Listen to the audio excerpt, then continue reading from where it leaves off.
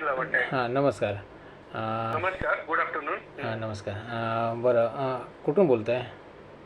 मी सध्या साखळी गोव्यातून बोलतोय. साखळी गोवा. हां. आणि हा, कुठे कामाला कुठे आहात? मी फार्मा इंडस्ट्रीत जॉब करतो गोव्यामध्ये. होंडा IDC ला कंपनी माझी, होंडा सतारी. काय शिक्षण झालं? आणि माझं BSc केमिस्ट्री शिक्षण झालेलं आहे बरं. फर्स्ट क्लासने मुंबई युनिव्हर्सिटीतून. ठाण्याला मुंबईला झालंय, जन्म वगैरे सगळं मुंबईला झालेला माझा. हां हां हां हां. कुठले आहात तुम्ही? मी प्रॉपर मालवण सिंधुदुर्गचा आहे. हां हां हां. नेटिव्ह आहे माझं मूळ गाव. आणि आता मी कामानिमित्त गोव्याला असतो. हां, आणि देवगडला तुमचं? देवगडला मूळ घर आहे आमचं, मूळ? मिठबावची हां नदी म्हणून. हां. आणि सध्या आता राहण्याचं वास्तव्य आम्ही हे आहे, मालवणला. मालवण आहे. कारण की देवगडला फक्त आम्ही देवाचं कार्यक्रम वगैरे ते देवगडला. जातो. हां हां हां. हो, मिठबावला. बरं बरं बरं. आणि ठीक आहे. आणि 1900 कितीमधले आहात ते? मी 1/1994 आहे 94. जन्मतारीख माझी.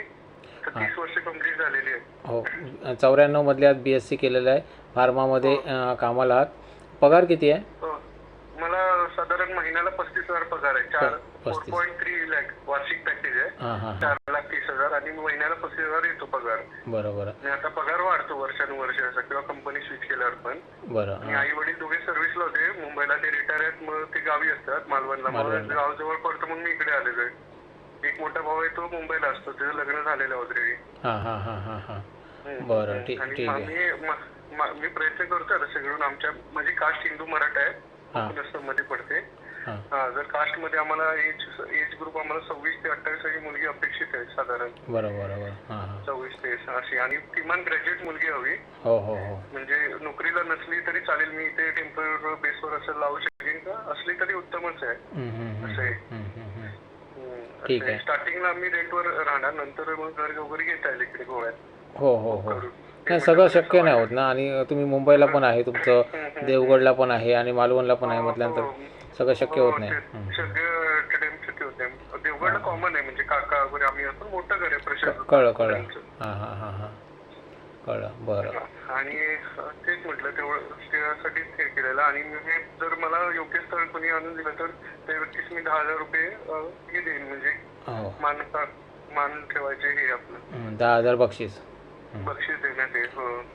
पण एक अट आहे माझी, सिंधुदुर्गातली कोकण भागातली आपली मुलगी हवी. सिंधुदुर्ग म्हणजे कुठे कुठे कुठे पाहिजे?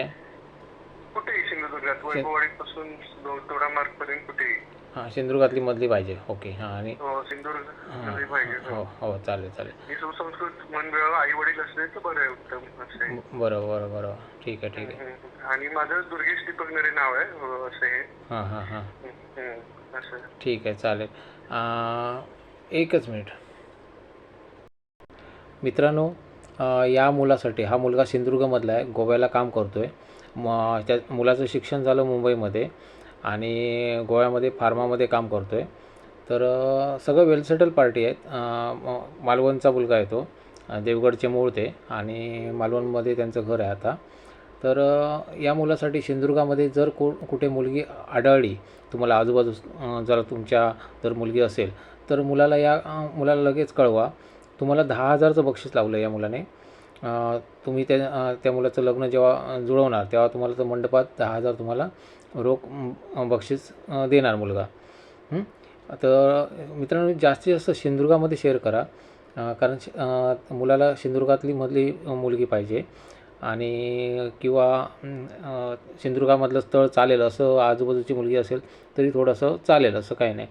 मुलगी शिकलेली असावी, कारण मुलगा शिकलेला आहे, BSc लाईन आहे आणि फार्मामध्ये काम करत असल्यामुळे त्याला, जर मुलीला जर आवड असेल मेडिकल लाईनची तर ती BSc असेल तर तो मुलगा तिथे पण जॉब लावू शकतो किंवा इतर ठिकाणी कुठेतरी जॉब लावण्यात येईल त्या मुलीला, असं काही नाही.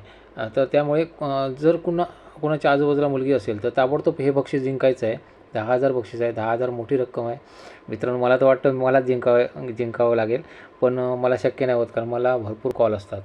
पण मित्रांनो, तुम्ही नक्की जिंका. तुमच्यासाठी मी खास असे काही विषय आणत असतो, तर तुम्ही नक्कीच जिंका. आणि जर जिंकता आलं नाही तर निदान बाजूवाल्याला जिंकू द्या, कोणाला तरी शेअर करा, जेणेकरून या मुलाचं तरी होईल आणि नाही तर तुम्हाला तरी आनंद वाटेल. बस. हां, ठीक आहे. धन्यवाद.